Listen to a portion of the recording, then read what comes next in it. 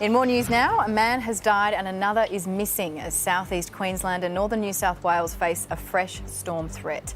Evacuation warnings have been issued for low-lying parts of north and south Lismore. It comes just weeks after Lismore and the northern rivers were left devastated by flooding. And we could see 6-hour totals of 50 to 150 millimetres, with isolated falls up to 200 millimetres. And Lismore Mayor Steve Kreig joins us now. Evacuation warnings, as you just heard, have been issued for north and south Lismore. Steve, those areas have already been decimated. How are people coping with that? It's a good question. The best way of describing it at the moment, Chris, is one of the other councillors was speaking to me today and called it flood fatigue. Everyone's exhausted at the moment from 4 weeks of cleaning up. And now to be hit with the latest flood warnings is pretty devastating. It's heartbreaking. Some people have only just moved back into their homes to try and rebuild. Other businesses, today was their first day of trying to trade and they're starting to pack up again. So it really is a heartbreaking scene in Lismore tonight. Steve, you're living with I think your 5 children, and you're living in a neighbour's house right now. A whole lot of assistance has been promised, money in people's bank accounts. Has any of that happened? Not to me, Pete. I've been a little bit distracted trying to fill out all the forms and stuff from everyone I've spoken to.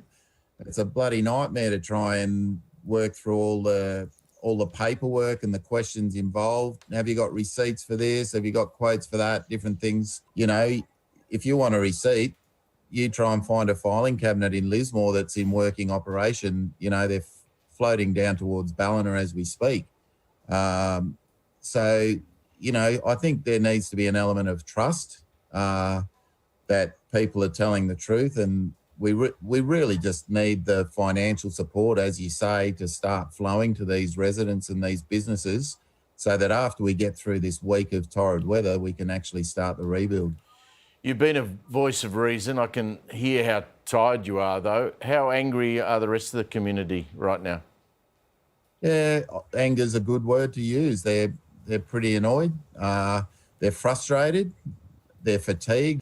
And I've heard stories of people sitting, and it's not the staff's fault at Service New South Wales or anything, but people are actually having to spend 3 or 4 hours at a time just to get their forms filled out to apply for some of these grants. In the middle of trying to clean up and rebuild your lives, spending half a day at a government agency is the last thing on your mind.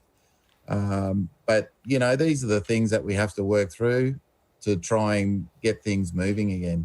Steve, I hope everyone finds a way to stay safe up there tonight. Thanks very much for your time. Thanks for your time. I appreciate it.